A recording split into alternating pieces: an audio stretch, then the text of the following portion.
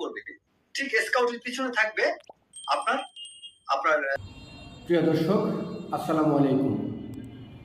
আপনারা ইতিমধ্যেই জেনেছেন কক্সবাজারের চকুরিয়ায় আমাদের একজন চৌকস সেনা কর্মকর্তা ডাকাতের ছুরিকাঘাতে নিহত হয়েছেন। সেই অফিসারের বাড়িতে চলছে এখন সুখের মাতম।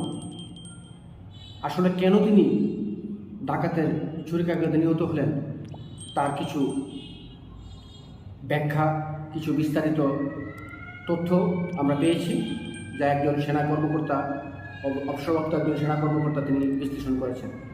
তবে আমি ওনার বিশ্লেষণের সাথে একমত। বাংলাদেশ সেনাবাহিনী অপারেশনে যাবেন, তারা লাইভ বুলেট